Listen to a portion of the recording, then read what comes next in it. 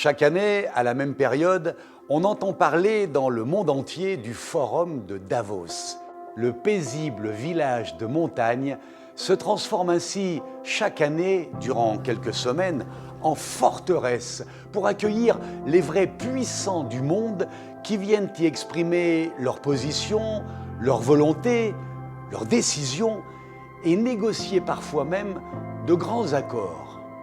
Le président chinois Xi Jinping a montré depuis son accession en 2013 aux plus hautes sphères de l'État chinois son intérêt pour cette incomparable plateforme d'échange et de communication mondiale, cet événement diplomatique majeur et stratégiquement incontournable. Il a déjà participé au forum en 2017, où son intervention à Davos fut très remarquée, car il y avait défendu toute l'importance du multilatéralisme, en affirmant son opposition farouche au protectionnisme aveugle, si dangereux pour tous dans l'évolution actuelle du monde. Le président Xi déclara ainsi solennellement à la tribune de Davos en 2017 que le recours au protectionnisme est similaire à la volonté de s'enfermer dans une chambre sombre. On se protège du vent et de la pluie, mais on se prive également de la lumière et de l'air frais. Personne ne sortira vainqueur d'une guerre commerciale. Depuis, on a pu voir ce que cela signifiait dans la réalité.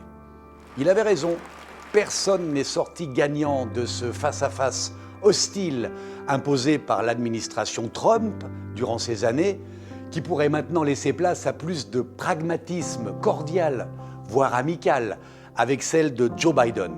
C'est le souhait de beaucoup, ici comme partout dans le monde. On veut tous y croire.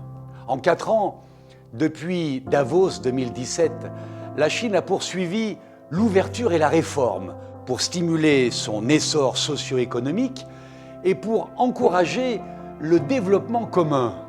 Les nouvelles routes de la soie ont été promues très largement comme un signal fort de cette volonté d'évolution pacifique. Aujourd'hui, le développement durable doit être intégré dans tout nouveau projet d'urbanisation. On a pu assister aussi à la création de zones de libre-échange, à une simplification de certaines formalités administratives et douanières, et très récemment, à la nouvelle loi sur les investissements étrangers. La crise du Covid-19 n'a fait que ralentir ces processus, mais en tout cas pas les annihiler. Maintenant, en Chine, tout semble vouloir s'accélérer. Les réformes et améliorations vont continuer. Le gouvernement chinois s'y est engagé et le peuple en est demandeur. Quant au volet environnemental, c'est l'un des dossiers les plus ambitieux de ce train de mesures qui se succèdent, avec tout le poids du président Xi pour appuyer ces changements majeurs qui sont en osmose avec l'accord de Paris dont la Chine est l'un des moteurs essentiels. Son engagement écologiste est crucial dans cette bataille. On parle ici de survie de la planète, de futur protégé pour les jeunes générations. C'est un combat essentiel. Il y a quelques jours, lors d'une intervention en ligne pour ouvrir ce nouveau sommet de Davos 2021, virtuel cette année à cause de la crise sanitaire, Xi Jinping a martelé son désir de construction d'une communauté d'avenir commun pour l'humanité, au niveau de la santé publique, de l'économie, du respect des cultures, du bien-être général. Sa mise en garde contre la possibilité d'une nouvelle guerre froide, aux conséquences désastreuses, a été particulièrement soulignée.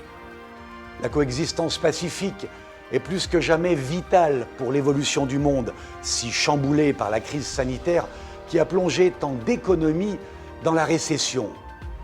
Les populations sont inquiètes. Les gouvernants doivent s'entraider. Comme les instituts spécialisés les plus sérieux l'affirment, le centre de gravité économique du monde s'est déplacé graduellement vers l'Asie. C'est une responsabilité nouvelle à assumer pour garantir un équilibre mondial indispensable.